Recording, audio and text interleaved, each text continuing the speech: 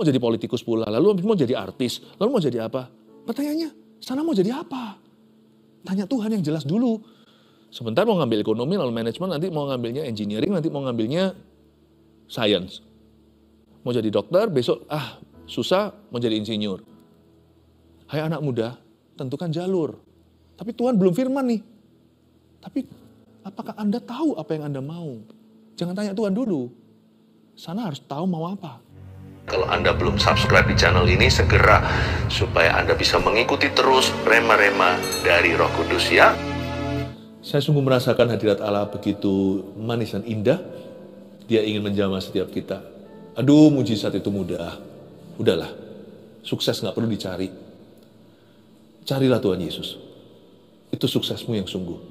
Dari situ segala sesuatu ditambahkan. Saya berikan judul sharing saya sebentar, ambil catatan, terutama ambil Alkitab. Saya kasih tema begini, jika ingin berhasil.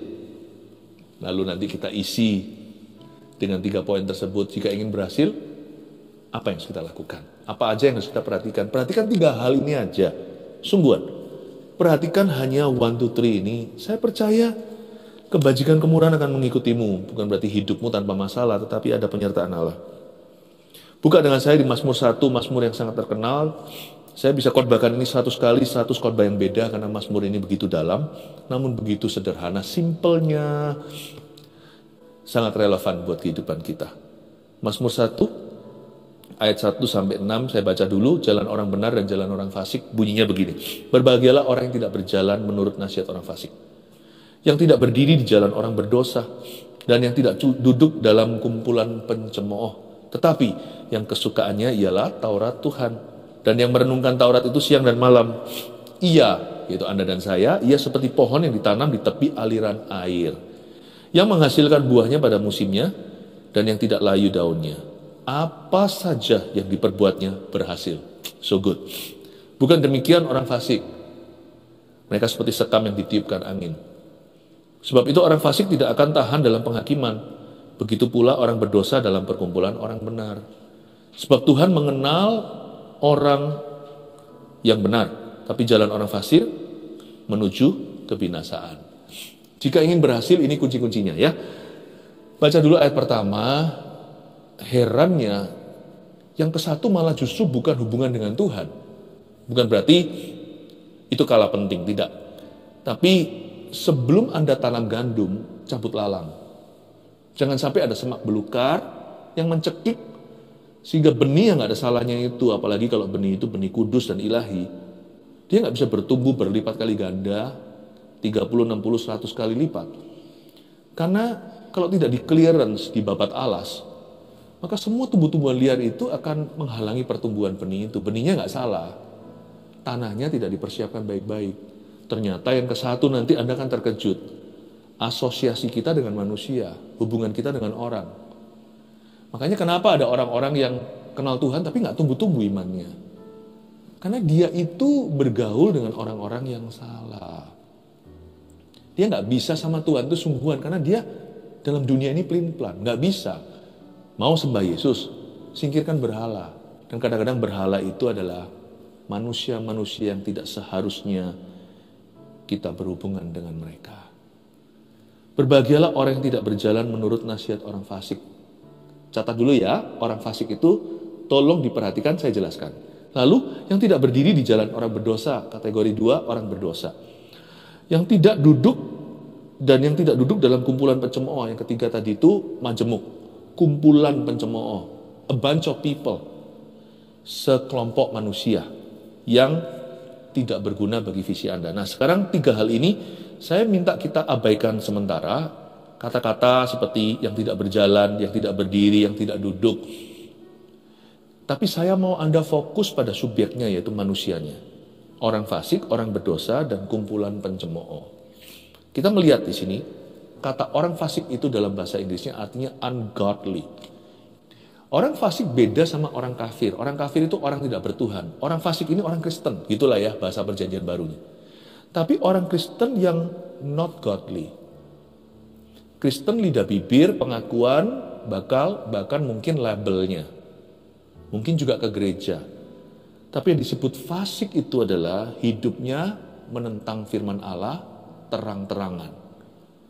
Kata orang fasik di situ artinya orang yang moralnya ofensif. Orang yang vulgar di dalam dosanya, tetapi mengaku dirinya kenal Tuhan.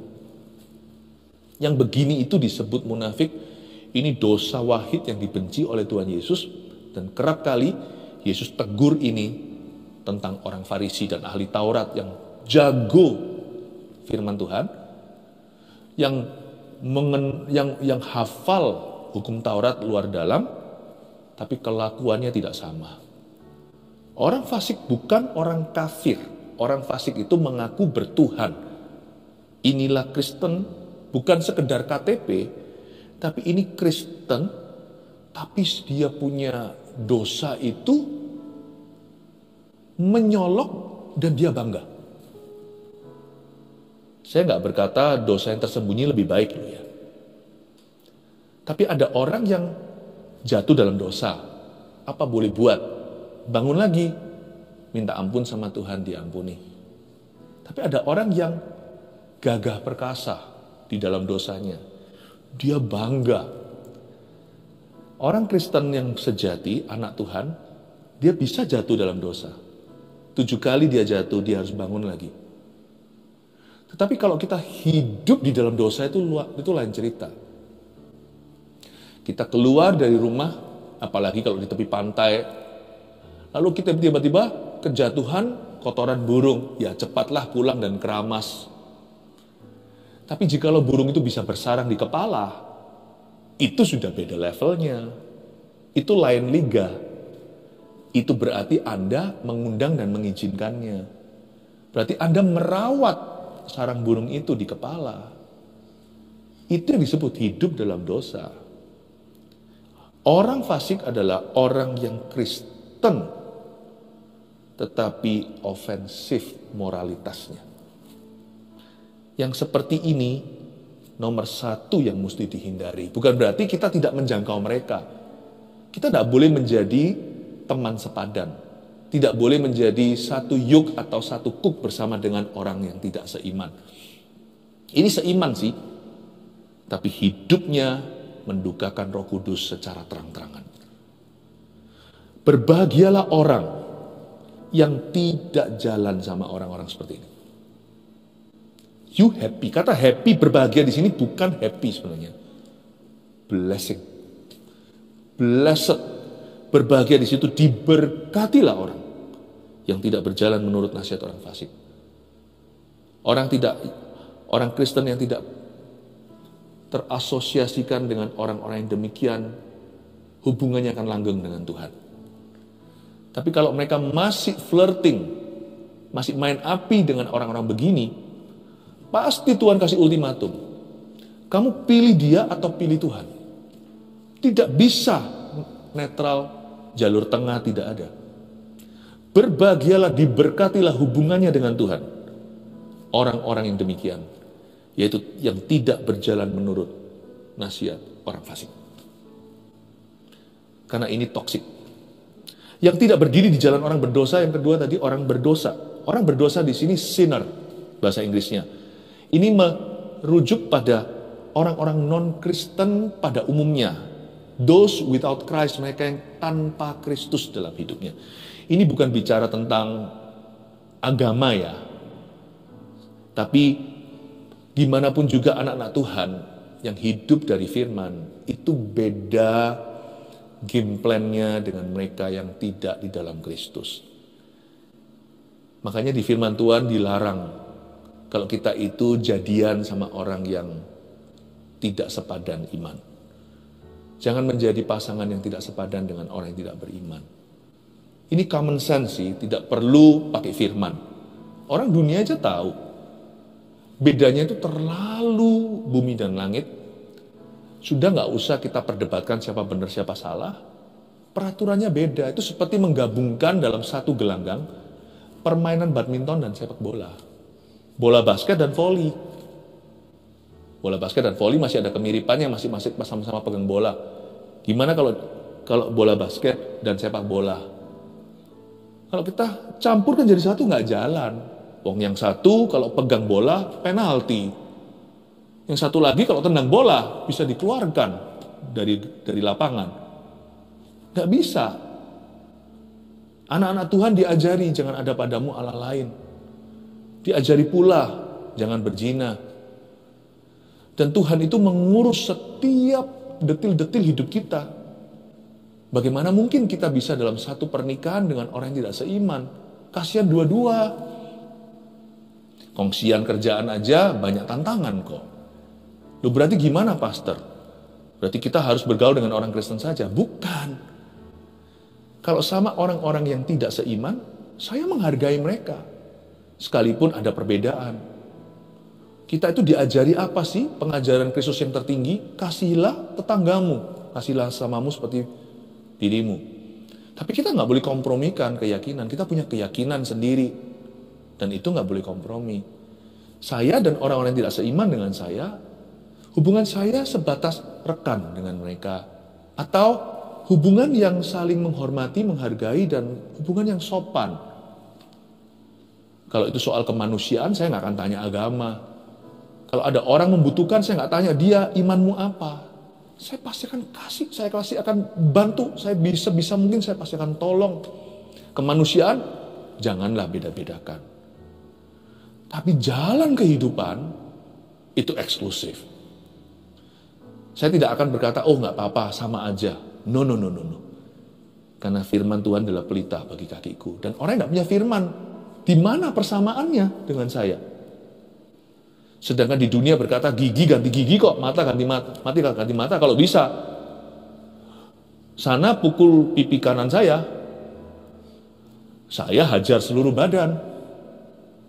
Itu adalah hukum rimba di dunia dan itu lumrah.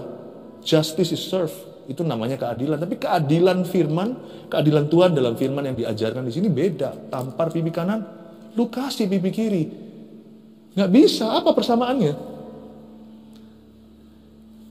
Jadi kalau saya mau jadi Kristen sungguh-sungguh, saya nggak bisa berdiri di jalan orang berdosa. Cara pandangnya itu beda. Meskipun kemanusiaan kita tetap harus tenggang rasa, saling menolong, membantu. Kasih itu nggak pandang bulu, tapi iman.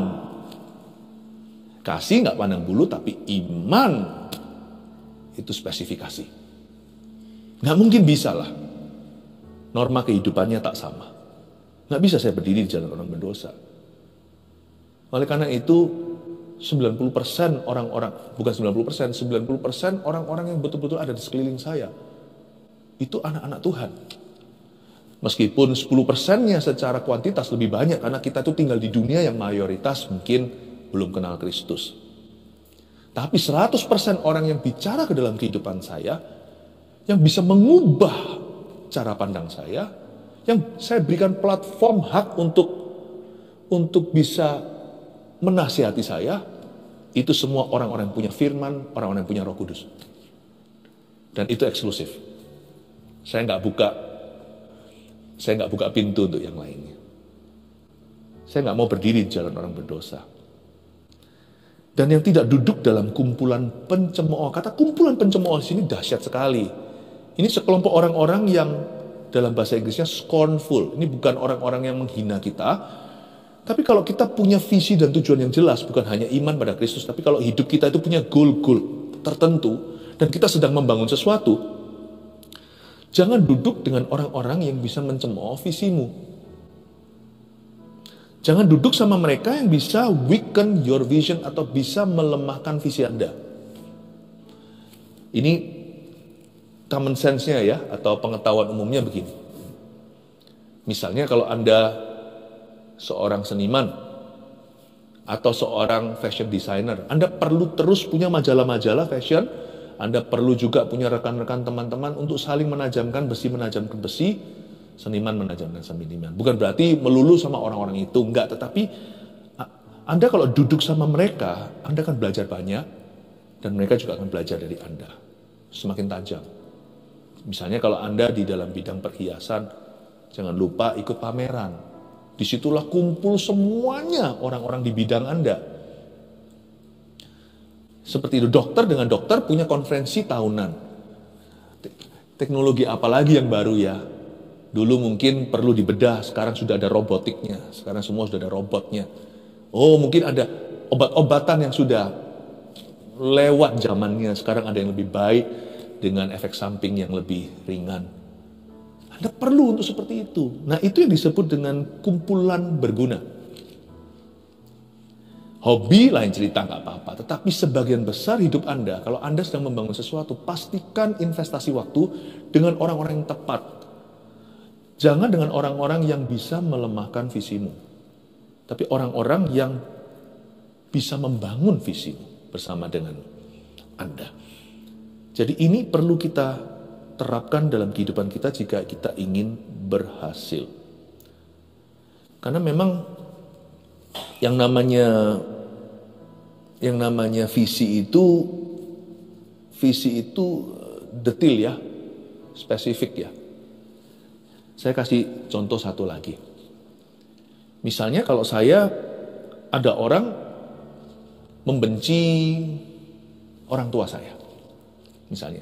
Lain cerita kalau orang tua saya salah, mungkin evaluasi buat keluarga. Contoh aja nih, nggak terjadi ini hanyalah sebuah ilustrasi. Tapi kalau ada orang benci sama ayah saya karena orang itu iri, dan orang itu menggosip atau apalagi memfitnah.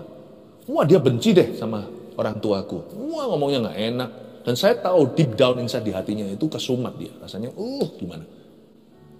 Nah, bukannya kita pilih-pilih teman. Tetapi mau nggak mau hal-hal seperti ini pasti terpilih sendiri. Nggak mungkin kan saya bisa bergaul dengan orang itu seolah-olah tidak ada apa-apa terjadi. Gimana? Kalau papa saya tahu bahwa orang itu benci setengah mati, malah justru dia sudah melakukan banyak kerusakan di luar sana, ngomongnya yang tidak-tidak. Lalu saya bisa bergaul sama orang itu. Kalau saya bergaul dengan orang itu, minimal 1 bulan kemudian orang itu berubah pikiran tentang orang tua saya. Tapi kalau saya bergaul dengan dia setelah 1 tahun, orang itu tidak berubah pikiran dan saya nggak apa-apa. Saya rasa ada sesuatu yang salah ya dengan saya ya. Bagaimana perasaan orang tua saya? Loh nak, papa bukannya mau menghalangi pertemananmu. Tapi orang itu benci papamu dan dia nggak benar. Kok kamu bisa langgeng ya pertemanannya? Kok bisa happy aja gitu, seolah-olah nggak terjadi apa-apa? Kok bisa?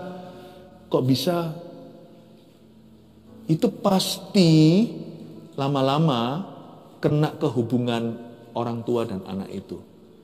Kalau saya terus bergaul dengan musuh ayahku, lama-lama saya dan ayah saya pasti akan renggang. Mau nggak mau, papa saya pasti merasakan itu sebagai sesuatu yang personal. Loh, kamu kok fine-fine saja ya?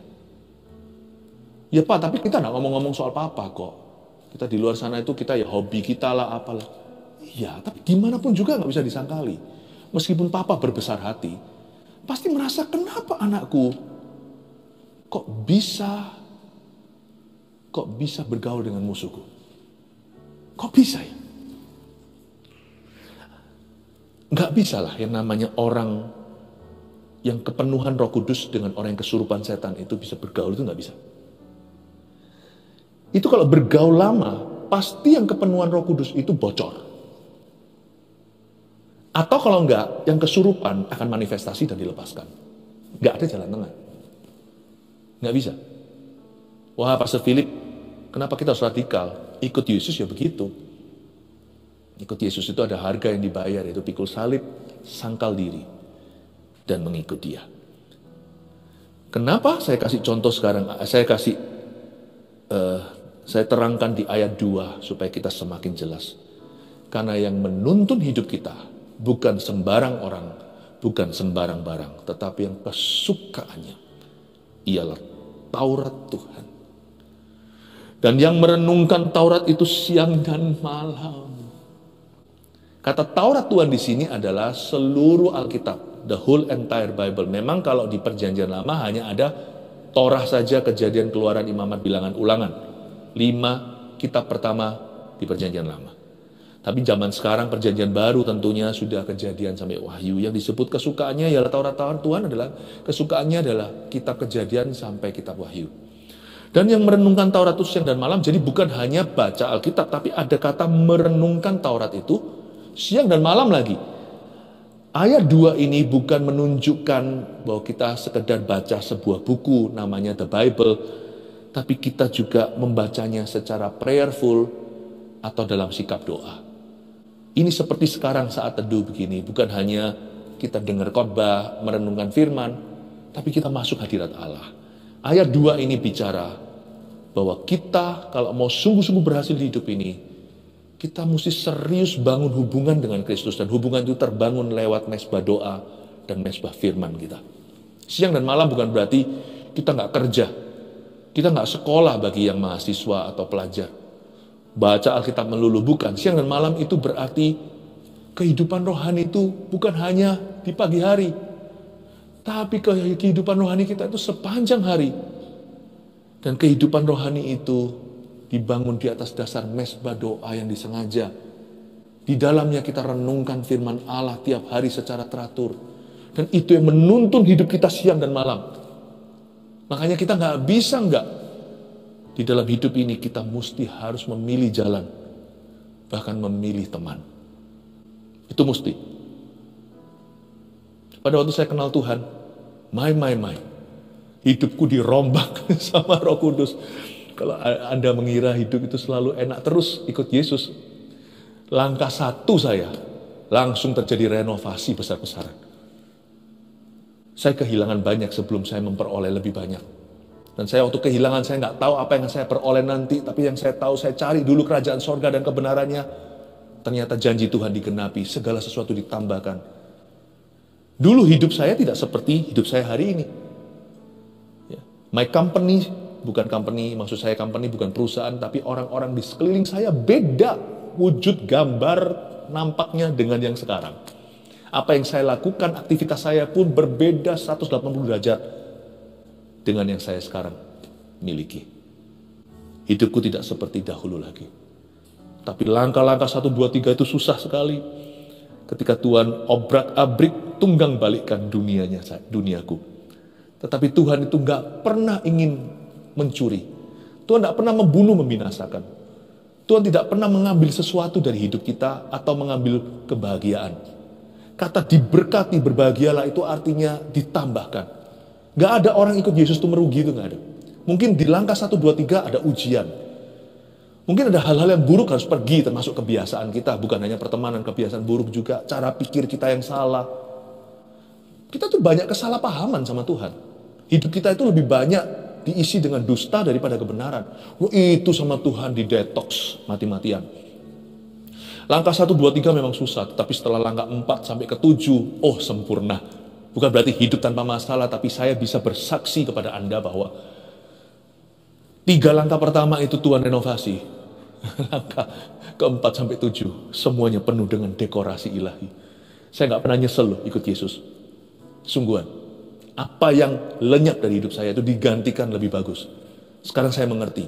Bahkan orang-orang di masa lalu saya itu yang saya musuhi atau yang memusuhi saya, sekarang satu-satu menjadi teman. Bahkan musuh orang itu pun didamaikan kalau jalan orang itu berkenan. Luar biasa, gak ada satupun yang hilang. Ikut Yesus itu seperti seekor ayam. Dari dagingnya sampai paruhnya, sampai ke bulunya, sampai semuanya. Itu semua berguna jadi sesuatu. Gak ada satupun di masa lalumu tidak akan dipakai oleh Tuhan untuk kemuliaan di masa depan. Kalau kita berserah penuh sama Tuhan, mungkin ada setback, mungkin ada kemunduran sementara, tapi itu hanya detox ilahi. Tapi waktu kita maju lagi nanti, semua itu ditebus oleh Kristus menjadi sesuatu di depan nanti. Waktu saya dulu belum kenal Tuhan, saya suka berkelahi. Mungkin saya tidak tahu apakah Anda bisa menebaknya enggak. Saya pernah sekali didatangi satu orang berkata, kita dulu berkelahi, ternyata musuh saya di masa lalu. Sekarang menjadi jemaat Kristus dan bertobatnya lewat kesaksian hidup saya. Saya otomatis minta maaf sama dia dan berkata, aduh maafkan dulu kalau kita dulu berseteru, saya itu bodoh sekali, saya buta, dia rangkul saya. Dia berkata, Pastor Philip, dia berkata, Tuhan memakaimu tapinya untuk menyelamatkan saya. Saya rangkul dia, saudaraku, dulu musuh, sekarang menjadi saudara seiman. Indah kan? Ayam aja gak disisakan. Semua jadi sesuatu. Masa kita akan disia-siakan dan semua masa lalu? Berserah penuh sama Tuhan. Berserah penuh. Termasuk pengalaman buruk kita di belakang. Kalau kita hidup dalam Taurat, kita hidup membangun mesbah hubungan dengan Tuhan. Keberhasilan tidak bisa dihindari. Keberhasilan itu bukan berarti sukses secara materi. Hidupmu akan penuh dengan rencana Bapa. Ayat 3, ia seperti pohon yang ditanam di tepi aliran air yang menghasilkan buahnya pada musimnya dan yang tidak layu daunnya. Apa saja yang diperbuatnya berhasil. Tunggu ya. Hati-hati ayat 3 jangan dipakai untuk segala sesuatu. Karena tidak pernah dikatakan apapun yang diperbuatnya berhasil. Tapi apa saja. Apa bedanya, Pastor? Apa saja yang diperbuatnya berhasil jika ia ditanam di tepi aliran air. Jika ia ditanam seperti pohon di pelataran Allah. Bukan seenak gua atau semau saya. Apa saja yang diperbuatnya berhasil. Kondisi berlaku. Maksudnya, kalau kita tertanam dalam kebenaran, apa saja yang kita buat dalam tuntunan kebenaran itu akan dibuatnya berhasil. Makanya jika kita ingin berhasil, kita mesti setia pada firman. Firman yang kita baca, firman yang kita dengar. Ya, firman yang berupa peneguhan, lewat mimpi penglihatan, lewat pengalaman, lewat orang lain. Terutama firman yang tertulis, logos di tangan kita, yaitu Alkitab, Kejadian, sampai Wahyu ini. Kita nggak bisa menggenapi seluruhnya dalam sehari, tetapi ayat ini akan melompat-lompat seperti rema, akan menuntun kita seperti pelita tiap hari. Kita nggak disuruh lulus langsung sekaligus, tapi ayat ini akan menjadi pedoman hidup kita sampai kita mati. Nggak pernah gagal satu hari pun ada ayat yang melompat. Dan kalau kita dituntut respon hati, responi. Apa saja yang diperbuatmu setelah itu berhasil. Karena itu, kata apa saja di sini bukan apapun, tetapi apa saja yang sesuai dengan firman-Nya dan sesuai dengan panggilan Tuhan atas hidupmu. Makanya itu saya tidak berani ganti-ganti profesi.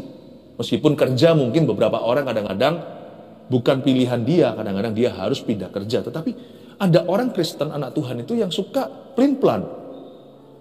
Mau jadi pendeta, iya, mau jadi artis. Ini nggak ada kesengajaan jika kalau ada kesamaan itu semua kebetulan ya. Saya nggak mikir apa-apa siapa-siapa. Saya kalau depan kamera gini banyak lupa mau ngomong apa. Jadi saya nggak bisa mikirkan, Tuhan aja yang mengalir lewat mulut saya. Roh Allah yang hidup itu. Mau jadi pengkhotbah, mau jadi pendeta, lalu mau jadi politikus pula, lalu mau jadi artis, lalu mau jadi apa? Pertanyaannya, sana mau jadi apa? Tanya Tuhan yang jelas dulu. Sebentar mau ngambil ekonomi, lalu manajemen, nanti mau ngambilnya engineering, nanti mau ngambilnya science. Mau jadi dokter, besok susah, mau jadi insinyur. Hai anak muda, tentukan jalur. Tapi Tuhan belum firman nih. Tapi apakah Anda tahu apa yang Anda mau? Jangan tanya Tuhan dulu. Sana harus tahu mau apa. Mintalah, kata Tuhan. Kadang-kadang minta itu kan dari sisi kita. Kita harus tahu dulu. Kalau kita hidup dalam kebenaran kan kita tahu.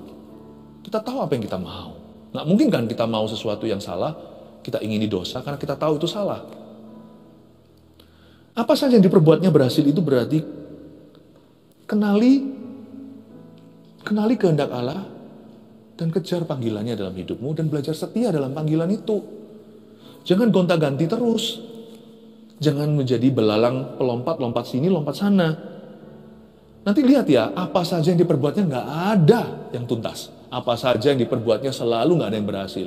Selalu asal-asalan, hanya dangkal permukaan. Gini bosan, lompat lagi bosan, gitu lagi bosan. Apapun yang Anda lakukan, Anda mesti tekuni.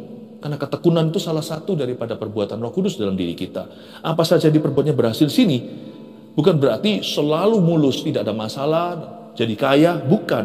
Tapi kalau kita setia pada firman setiap hari, dan kita belajar mengenali panggilan itu dan setia di dalamnya, semua outcome, hasil akhir usahamu, pasti ada stempel approval, ada stempel perkenanan Allah di dalamnya. Ada penyertaan. Ini bukan bicara tentang garansi, jaminan, pasti dapat semua yang kita inginkan, tetapi ini adalah sebuah janji bahwa akan ada Allah dalam setiap perbuatanmu. apa saja yang diperbuatmu akan berhasil. Bukan demikian orang fasik, mereka seperti sekam yang ditiupkan angin. Ini lawan katanya tiba-tiba kontras di ayat 4, ditunjukkan bahwa lain cerita sama orang fasik. Mereka itu seperti sekam yang ditiupkan angin. Sekam di sini itu adalah kulit luar yang tipis sekali pada sebuah gandum. Seperti kacang tanah, itu ada kulit luarnya kan, kadang-kadang kemakan, kadang-kadang juga jatuh tanah. Dan itu kalau kena angin, dia nggak tahu, nggak ada arah, kemana angin itu bawa. Ini menunjukkan bahwa hidup orang yang tidak setia dalam firman dan dalam panggilannya, hidupnya tidak akan punya arti. Meaningless life, tak bermakna, dibawa kemana, ke shera-shera whatever will be, dibawa kanan, dibawa kiri, ngikut arah angin aja, nggak punya tujuan. Sampai kapanpun dia akan selalu, I don't know, nggak tahu. Sebab itu orang fasik tidak akan tahan dalam penghakiman. Begitu pula orang berdosa dalam perkumpulan orang benar. Sekali lagi diteguhkan di ayat 5 bahwa tidak bisa orang penuh Roh Kudus dan orang yang dirasuk roh jahat bisa berjalan bersama, itu nggak bisa. Sebab Tuhan mengenal jalan orang benar, tapi jalan orang fasik menuju kebinasaan. Oke, jika ingin berhasil 3 poin ini, catat dengan ini saya selesai, kita berdoa. 1, jika ingin berhasil ya, pilihlah pertemanan. 2, bangunlah hidup doa dan firman. Haleluya. 3, setialah dalam panggilan. Udah gampang kan? 3 ini ikuti aja sepanjang tahun. Nggak akan Anda kesasar, tersesat kemana-mana. Pasti ketemunya setelah jalan benar. Maju sedikit, belok kanan sedikit, jangan belok kiri kanan, tidak boleh. Jalan lurus, maju lagi setelah jalan yang benar, oleh karena namanya. Saya yakin Anda akan ketemu rumput hijau dan air tenang. Apapun profesimu, latar belakangmu, apapun goal dalam hidupmu, air hijau bukan, rumput hijau, air kok hijau, rumput hijau, air tenang ada di depan. God is so good. Terima kasih Tuhan. 1 Petrus 4 ayat 7. Kesudahan segala sesuatu sudah dekat. Karena itu, kuasailah dirimu dan jadilah tenang, supaya kamu dapat berdoa. Saudara yang terkasih, terima kasih telah mendengarkan firman Tuhan hari ini. Jangan lupa untuk dukung terus channel ini dengan cara subscribe, like, share, dan juga komen. Agar saudara kita yang lain juga boleh terberkati. Tuhan Yesus memberkati kita.